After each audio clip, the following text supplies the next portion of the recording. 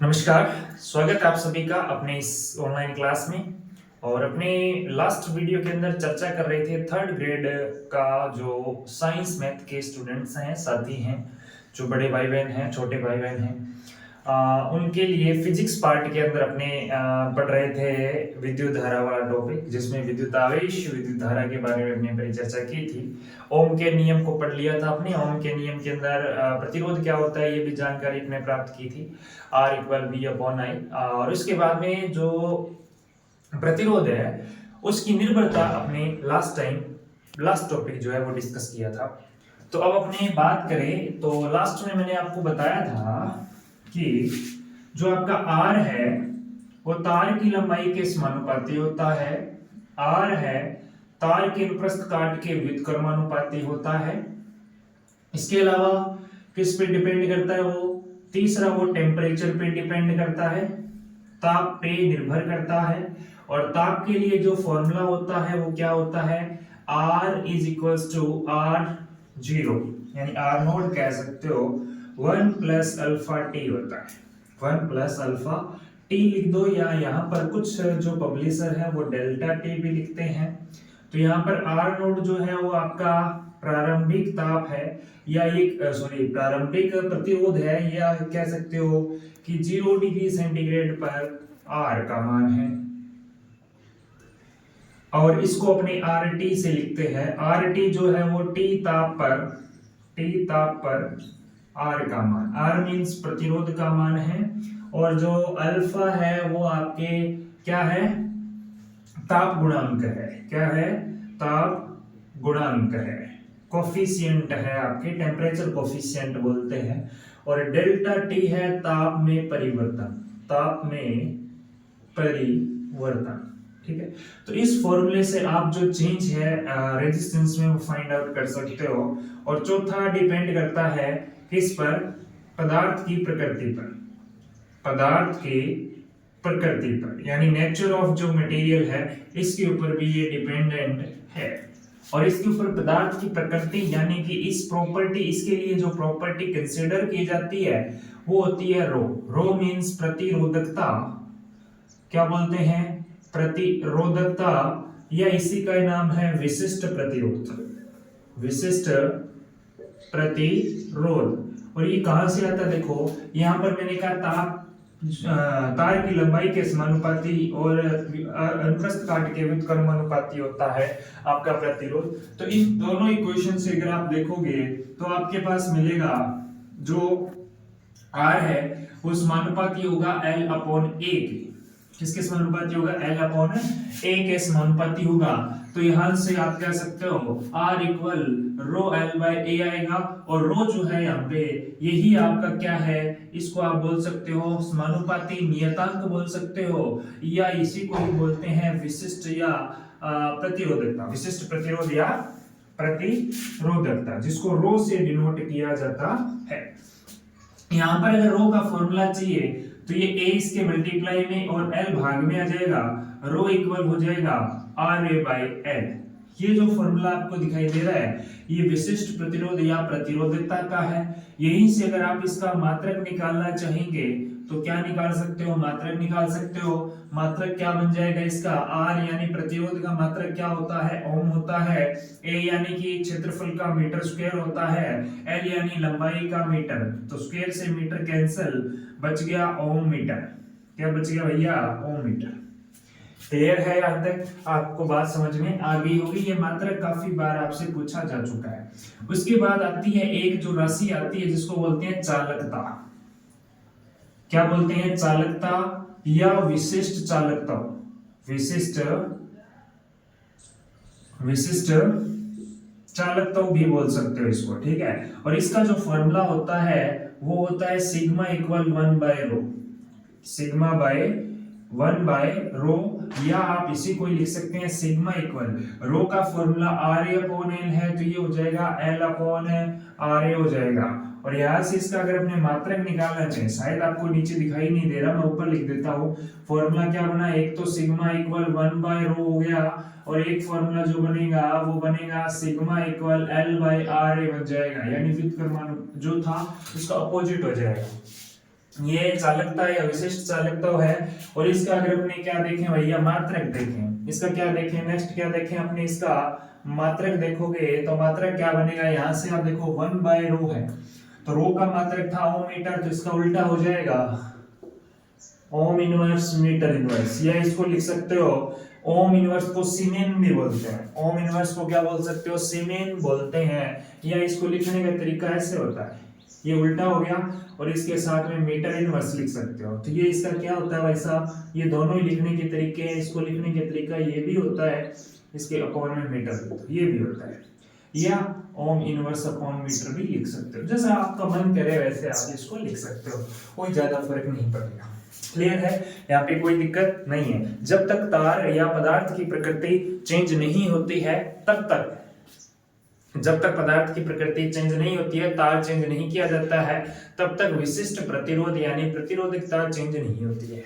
ठीक है ना, क्या चेंज नहीं होती है, प्रतिरोधकता चेंज नहीं होती है। तो यहां पर बात याद रखें कि पदार्थ बदलने पर ही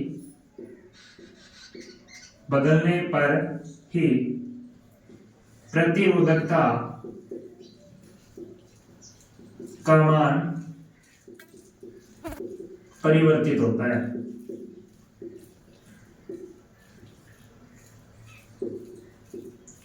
अब यहां पर और भी क्या चीज देख सकते हो, आप ये भी देख सकते हो कि रो जो है वो आर के समानुपाती है और किसके समानुपाती है, एरिया, क्रॉस सेक्शन एरिया की। ठीक है, इसके अलावा व्युत्क्रमानुपाती है किसके, एल के, यानी लंबाई बढ़ाने पे प्रतिरोधकता कम होगी, प्रतिरोधकता क्या होगी भाई, कम होगी। एरिया बढ़ाने पे भी प्रतिरोधकता क्या होगी, प्रतिरोधकता बढ़ेगी या बढ़ेगी, ये समानुपाती है। अगर रेजिस्टेंस बढ़ाओगे, प्रतिरोध बढ़ाओगे तो भी प्रतिरोधकता क्या होगी, बढ़ेगी। तो ये बात भी आप अच्छे से अपने खोपड़ी में सेट रखें। अगली जो बात अगर आपको याद रखनी है जो एग्जाम के पॉइंट ऑफ व्यू से, वो ये याद रखनी है कि मान लो आपको एक क्वेश्चन दिया जाता है कि एल लंबाई की तार, ए अनुप्रस्थ काट, एल लंबाई व ए अनुप्रस्थ काट की तार जिसका प्रतिरोध 8 ओम है, कितना है, 8 ओम है। यदि इसी तार को काटकर आधा कर दिया जाए, वह अनुप्रस्थ काट क्षेत्रफल दुगुना कर दिया जाए, मतलब कि तार की लंबाई यदि आधा कर दिया जाए, तार की लंबाई को आधा कर दिया जाए और अनुप्रस्थ काट क्षेत्रफल को दुगुना कर दिया जाए। कहने का मतलब L डैश जो है वो पहले की लंबाई की क्या कर दी जाए, आधी, यानी L/2 कर दी जाए, और एरिया जो है A डैश वो पहले के मुकाबले दुगुना कर दिया जाए, तो प्रतिरोध का मान क्या होगा, R का मान क्या होगा, ये आपसे पूछा है। तो भाई मेरे लंबाई बढ़ने या अनुप्रस्थ काट क्षेत्रफल को बदलने पर प्रतिरोध बदलेगा लेकिन प्रतिरोधकता नहीं बदलेगी।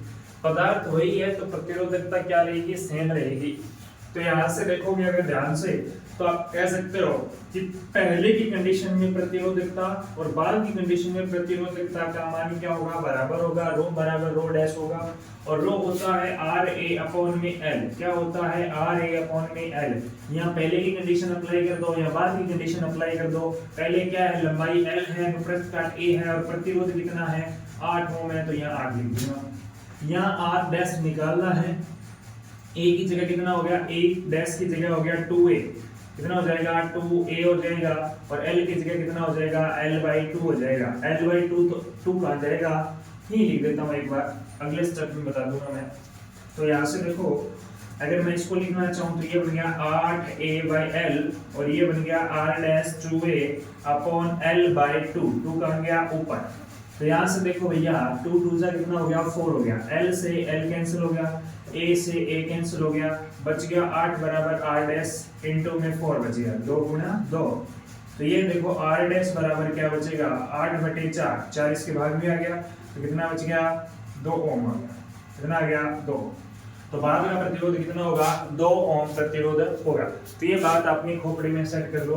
यहाँ जरूरी नहीं मैंने जो दिया वही हो सकता है, यहाँ कंडीशन ये भी हो सकती है कि ये 2l हो जाए, ये a/2 हो जाए, ये 2l हो जाए, ये 2a हो जाए, ये l/2 हो जाए, ये भी a/2 हो जाए।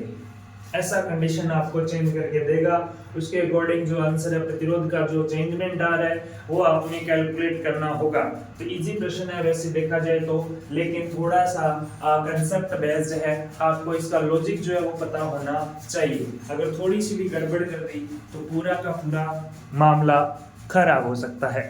ठीक है, तो चलते हैं आगे, देखते हैं।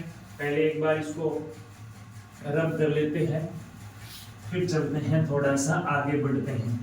आगे बढ़ने पे आपको मिलेगा प्रतिरोधों का संयोजन। क्या मिलेगा मेरे बड़े भाई छोटे भाई, क्या मिलेगा? प्रतिरोधों का संयोजन मिलेगा। क्या मिलेगा? प्रतिरोधों का संयोजन। प्रतिरोधों का संयोजन, तो देखिएगा भाई क्या मिल रहा है आपको? प्रतिरोधों का संयोजन मिल रहा है। प्रतिरोधों का संयोजन, तो ध्यान से पढ़ना इसको। प्रतिरोधों का संयोजन दो प्रकार से किया जाता है। एक तो होता है भैया श्रेणी क्रम संयोजन, सीरीज कॉम्बिनेशन, और एक होता है समांतर क्रम। समांतर क्रम, जिसको पार्श्व क्रम भी बोला जाता है। क्या बोला जाता है? पार्श्व क्रम भी बोला जाता है। पैरेलल कॉम्बिनेशन इंग्लिश में बोलते हैं। नंबर 1 हो गया और ये नंबर 2 हो गया। प्रतिरोध को इस तरह से दिखाया जाता है सिंबल में, अगर एक के बाद दूसरा, दूसरे के बाद तीसरा ऐसे जुड़े हुए, यानी पहले का दूसरा सिरा दूसरे के पहले से, दूसरे का दूसरा तीसरे के पहले सिरे से, इस तरह से कंटिन्यूअसली जुड़े हुए हैं, तो वो होगा श्रेणी क्रम, यानी कि सीरीज कॉम्बिनेशन होगा। अगर सभी प्रतिरोधों का पहला सिरा एक बिंदु पर, दूसरा सिरा दूसरे बिंदु पर, और इसी तरह से बाकी प्रतिरोध जुड़े हैं, यानी ये पहला सिरा हो गया, ये दूसरा सिरा, सभी का पहला सिरा एक पर और दूसरा सिरा दूसरे बिंदु पर जुड़ा हो, तो उसे समांतर या पार्श्व क्रम संयोजन कहा जाता है। क्लियर है? अब श्रेणी क्रम संयोजन है तो उसके लिए आपको एक फॉर्मूला याद रखना है, RS equal R1 plus R2 plus R3 plus dash. जितने भी हैं सबको सिंपल जोड़ दो, सबको सिंपल जोड़ दो। यदि सभी प्रतिरोध समान मान के हैं, यानी R1 बराबर R2 बराबर R3 बराबर जो जितने भी है Rn तक वो सारे बराबर हैं, और उनको अगर मैं R मान लूं तो Rs का मान जो होगा वो NR होगा। क्या होगा? NR। और ये बात याद रखना, इसका R जो सीरीज के अंदर आता है वो हमेशा जितने भी प्रतिरोध है उनमें जो सबसे बड़ा मान है उससे भी बड़ा प्राप्त होगा, उससे भी बड़ा प्राप्त होगा। ठीक है? ओके, नेक्स्ट देखिए भाई मेरे, समांतर क्रम की बात करूं मैं, किसकी बात करूं? समांतर क्रम की। तो समांतर क्रम की बात करें तो इसका फॉर्मूला होता है 1/Rp parallel combination 1/R1 plus 1/R2 plus 1/R3 plus जितने भी हैं उनको इसी क्रम में जोड़ना है। अगर दो ही प्रतिरोध हैं तो उनको आप directly 1/Rp R1 plus 1/R2 ये याद कर लो, या इसका सिंपल वर्जन याद कर सकते हो, ये 1/Rp है, Rp निकालोगे तो ये अपोजिट होगा, यानी R1 R2/R1 प्लस R2 आता है। क्लियर है ना? ओके, अगर ये सभी दो प्रतिरोध और दोनों का मान सेम है, या n प्रतिरोध और n का n सेम है, तो आपके पास Rp का जो मान आएगा R/n आएगा भाई मेरे। क्या आएगा? R/n आएगा, जितने हैं उसके n से डिवाइड कर दो, और यहाँ पे जो अधिकतम मान है उससे भी छोटा मान, सॉरी सबसे छोटा जो है उससे भी छोटा मान प्राप्त होगा। जैसे 2 4 6 को अगर आप समांतर क्रम में जोड़ते हो तो सबसे आंसर जो आएगा वो 2 से भी छोटा आएगा। अगर श्रेणी क्रम में जोड़ते हो 2 4 6 को तो 6 से बड़ा आंसर आएगा। तो ये बात हमेशा याद रखना, क्योंकि ये चेक करने की ट्रिक्स होती है एक तरह से। तो इसके अंदर आपके क्वेश्चन किस टाइप के आ सकते हैं, मैं 3-4 प्रॉब्लम आपके सामने डाल देता हूँ, इन प्रॉब्लम्स को आप सॉल्व करके देखें। अगर कोई भी डाउट होता है तो आप कमेंट बॉक्स में लिख सकते हैं। जैसे पहला मैंने लिखा एक सिंपल सा सीरीज का फॉर्मूले के ऊपर आधारित एक क्वेश्चन लिखा, 1 ओम 2 ओम और 3 ओम श्रेणी क्रम में जुड़े हैं। दूसरे में मैंने क्या किया, दूसरे में मैंने 3 प्रतिरोध लिए और तीनों को क्या जोड़ दिया, मैंने समांतर क्रम में जोड़ दिया, और A और B के बीच में तुल्य प्रतिरोध ज्ञात करना है, टोटल रेजिस्टेंस फाइंड आउट करना है। तो ये 2 ओम हो गया, ये 4 ओम हो गया, और ये मान लो आपके 8 ओम हो गया। ठीक है? तीसरे में मैंने दोनों का कॉम्बिनेशन दे दिया बड़े मेरे भाई आपको मैंने क्या किया, इनका कॉम्बिनेशन दे दिया। क्या दे दिया मैंने इस क्वेश्चन में? आपको कॉम्बिनेशन दे दिया था। तो देखो ध्यान से, यहाँ पे ये B पॉइंट है और ये A पॉइंट है, इसका मान 4 ओम है, इसका मान भी 4 ओम है। ठीक है मेरे बड़े भाइयों, ये भी 4 ओम है, ये भी 4 ओम है, ये भी 4 ओम है, सभी 4-4 ओम के हैं और ए और बी के बीच में तुल्य प्रतिरोध निकालना है। अब चौथा क्वेश्चन में थोड़ा सा अच्छा सा क्वेश्चन दे रहा हूँ। एक ट्रायंगुलर शेप के अंदर मैं आपको 3 रेजिस्टेंस जोड़ देता हूँ और ये पॉइंट मैंने ए लिख दिया और ये पॉइंट मैंने बी लिख दिया और ये 2 ओम हो गया आपका और ये भी 2 ओम हो गया और ये हो गया आपका 4 ओम। हाँ 4 ओम, ठीक है। तो आपको ए और बी के बीच में टोटल रेजिस्टेंस ज्ञात करना है। अब इनका आंसर है वो मैं लिख देता हूँ, आप कैलकुलेट करें और कमेंट बॉक्स में लिखें कि भाई साहब इनका सॉल्यूशन भी करवाओ, तो मैं सॉल्यूशन भी आपको करवा दूंगा, टेंशन लेने की जरूरत नहीं है, ठीक है। तो देखो इसका जो आंसर आएगा वो आएगा 6 ओम, ठीक है। दूसरे का जो आंसर आएगा वो कितना आएगा, दूसरे का जो आंसर आएगा वो आएगा 1/2 प्लस 1/4 प्लस 1/8, 8 एलसीएम आ गया तो इट मींस 4 आ गया और 2 आ गया और 1 आ गया, 4 2 6 और 1 7, 8/7 आएगा भाई मेरे, 8/7 ओम आएगा इसका आंसर। इसका जो आंसर आएगा वो आएगा, ये 4 के है ना तो 2 इसका बन गया, 8 और 2 10 ओम आ जाएगा भाई, इसका कितना आ जाएगा 10 ओम आ जाएगा। यहाँ कितना आ जाएगा, ये 4 हो गया, 4 और 4 4 दोनों है तो 2 ओम आ जाएगा। इसका लास्ट वाले का 2 ओम आएगा, इसका 10 ओम आएगा, इसका 8/7 ओम आएगा। इसको 1 पॉइंट कितना लिख सकते हो मेरे भाई, 1.1 ओम, ठीक है। और ये आ जाएगा 6 ओम के करीब। तो इस तरह से ये रेजिस्टेंस का जो कॉम्बिनेशन है वो आप कर सकते हो, इसमें कोई ज्यादा बड़ी बात नहीं है, इजी से फॉर्मूले हैं, दोनों फॉर्मूलों को अप्लाई करना है और आंसर फाइंड आउट करना है। कोई भी प्रॉब्लम आए कमेंट बॉक्स में आप लिख दो, अपने इसका सॉल्यूशन प्रोवाइड करवा देंगे, ठीक है, टेंशन लेने की जरूरत नहीं है। और टेलीग्राम के ऊपर आपको पीडीएफ भी मिल जाएगी इनकी, टेलीग्राम चैनल इसी नाम से, फिजिक्स ड्रीम्स के नाम से, उसको ज्वाइन कर लो। अगर आपने चैनल को अभी तक सब्सक्राइब नहीं किया है तो आपको कंटेंट अच्छा लग रहा है तो आप जरूर सब्सक्राइब कर लें, ठीक है। आगे आने वाले टाइम में आपको और अच्छी अच्छी क्लासेस प्रोवाइड करवाऊंगा मैं, पहले मैं फिजिक्स प्रोवाइड करवाऊंगा पूरी की पूरी, ठीक है। तो आगे देखो, अगला जो क्वेश्चन बनता है वो बनता है विद्युत धारा का तापीय प्रभाव, विद्युत धारा का तापीय प्रभाव के ऊपर। विद्युत धारा का जो तापीय प्रभाव है इसके ऊपर अच्छे अच्छे क्वेश्चन जो है आपके बनते हैं भाई। तो देखो यहाँ से विद्युत धारा की तापीय प्रभाव, इसके अंदर आपको एक फॉर्मूला याद रखना है, H बराबर I²RT। तापीय प्रभाव का मतलब है कि किसी भी विद्युत उपकरण में विद्युत धारा प्रवाहित करते हैं तो वो गर्म हो जाता है, इसी को धारा का तापीय प्रभाव कह सकते हो। तो इसका फॉर्मूला होता है H बराबर I²RT या H बराबर V²/R×T, इसके अलावा H बराबर VIT। तो ये तीनों फॉर्मूले आप याद रखेंगे, ऊष्मा ज्ञात करने के हैं, ठीक है। ऊष्मा है वही ऊर्जा के रूप में होती है। इसके अलावा एक फॉर्मूला आप, और ये जो एनर्जी आएगी ये किसके अंदर आएगी, जूल में आएगी भाई, इसमें आएगी जूल में। और विद्युत धारा का तापीय प्रभाव जो है, ठीक है, तो ये जो फॉर्मूला आता है ये जूल का तापन नियम है, जूल का तापीय नियम या तापन नियम भी बोलते हैं, तापीय बोल दो या तापन नियम बोल दो, एक ही बात होती है, कोई दिक्कत नहीं है। आगे आपके आता है विद्युत शक्ति, विद्युत शक्ति तो कार्य करने की दर होती है, विद्युत शक्ति नहीं है वो सीधी शक्ति होती है। यहाँ विद्युत शब्द आ गया तो विद्युत धारा के द्वारा कार्य करने की दर को विद्युत शक्ति कहोगे। फॉर्मूला होता है P = W/T, P = W/T। और विद्युत शक्ति ये तो नॉर्मल शक्ति होती है। अब विद्युत शक्ति का फॉर्मूला चाहिए तो P = क्या आ जाएगा, VI आ जाएगा। अब देखो एक मिनट मैं बता देता हूँ कैसे आएगा। आपको पता है P बराबर W/T होता है, ठीक है। अब आपने पढ़ा है V बराबर W/Q, आप विभवांतर पढ़े तो W बराबर क्या आ जाएगा VQ, तो आप P बराबर क्या लिख दो, VQ/T लिख दो। अरे भाई W का मान रख दिया। अब आपको पता है I बराबर Q/T होता है तो Q/T की जगह I लिख सकता हूँ, तो Q/T की जगह मैंने I तो VI, ये फॉर्मूला होता है।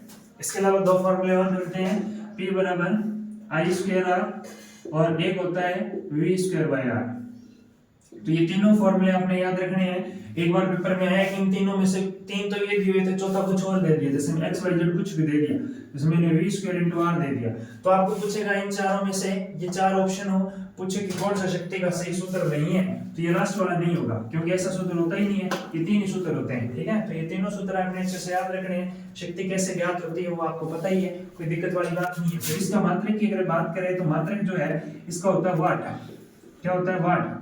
शक्ति का मात्रक वाट होता है, या आप इसकी जगह लिख सकते हो जूल पर सेकंड, जूल पर सेकंड। या आप कह सकते हैं इसका जो अन्य मात्रकों के अंदर आपके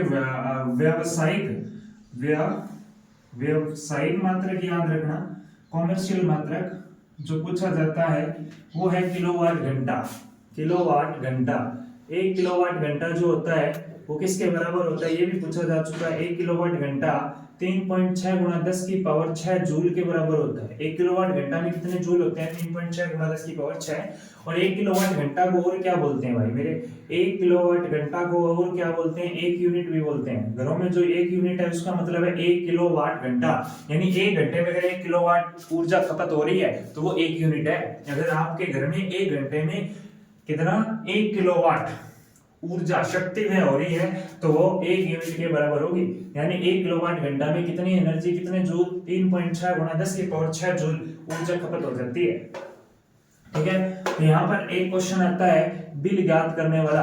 कौन सा क्वेश्चन आता है, बिल ज्ञात करने वाला या खपत ज्ञात करना, खपत राशि ज्ञात करना कह सकते हो।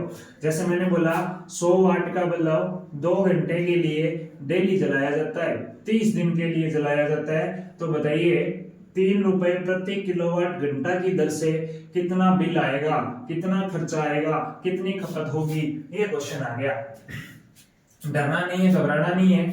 ये समय दिया हुआ है घंटे में ही होना चाहिए, घंटे में ही होना चाहिए, समय घंटे में होना चाहिए, ये दिनों में होना चाहिए। और ये किलोवाट घंटा है, रुपए है, ये तो कोई दिक्कत नहीं है। और ये आपका वाट में होना चाहिए। अगर किलोवाट है तो आप 1000 से भाग नहीं लगाएंगे, वरना लगाएंगे। इसके लिए सिंपल सा फंडा है, वाट आ गया, घंटे आ गए, दिन आ गए और रेट आ गया, भाग दे 2000 का।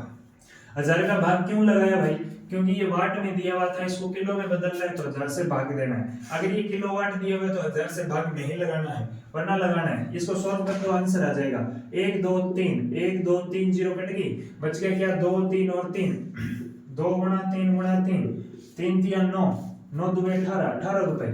कितना खर्चा आएगा, 18 रुपए।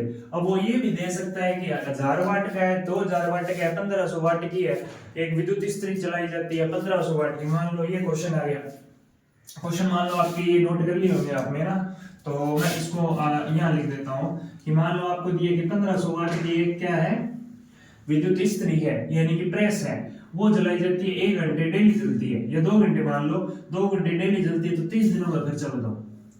ठीक है, 30 दिनों का खर्चा बताना है 3 रुपए के हिसाब से, 3 रुपए प्रति किलोवाट घंटा की दर से। आपके घरों में तो शायद 4 या 5 रुपए के करीब करीब आती है, तो देख लेना कितना बिल के ऊपर लिखा होता है। तो यहाँ से आप क्या करोगे, 1500 आ गया, 2 आ गया, 30 आ गया, 3 आ गया, 1000 से भाग दे दो, क्योंकि ये वाट में है। अगर किलोवाट होता तो भाग नहीं लगाते अपने। 1 2 3, 1 2 3 कट गई, क्या बच गया 15 2 30 और 3 को 3 से किया 9, 27, 270 रुपए। कितने, 270 रुपए। अगर 1500 वाट की जो कोई रोड है, अगर 2 घंटे चलाते हो 30 दिन के लिए, 3 रुपए के हिसाब से आपका 270 रुपए खर्चा आएगा। आपके घर में जो भी इक्विपमेंट है, जो भी डिवाइस यूज कर रहे हो, उसका आप खर्चा निकाल सकते हो, घर के अंदर निकाल सकते हो। जैसे पंखा है, पंखा मान लो 500 वाट का पंखा है, 300 वाट का है, जितना भी वाट का पंखा है उसको क्या करो, जितने घंटे चला रहे उसके हिसाब से कर सकते हो।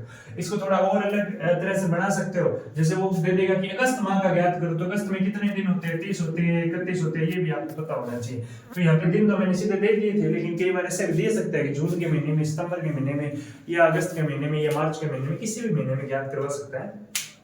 तो इस तरह से ये जो क्वेश्चन है वो आप टेकल कर सकते हो। विद्युत धारा जो है उस चैप्टर में कोई ज्यादा कुछ है नहीं, अभी थोड़ा बहुत मैटर और बचा है, वो मैं आपको एक वीडियो में और प्रोवाइड करवा दूंगा। उसके बाद अगला जो टॉपिक है वो कौन सा करना है वो आप कमेंट बॉक्स में जरूर लिख दें, और वो टॉपिक रिकमेंड करें जो आपका सबसे कमजोर है। फिजिक्स के अंदर बायो के जो साथी हैं मेरे, छोटे बड़े भाई बहन जो भी है, उनका सबसे डर जो रहता है ना, सबसे बड़ा डर जो रहता है वो फिजिक्स का रहता है, और फिजिक्स को अपने इजी करेंगे।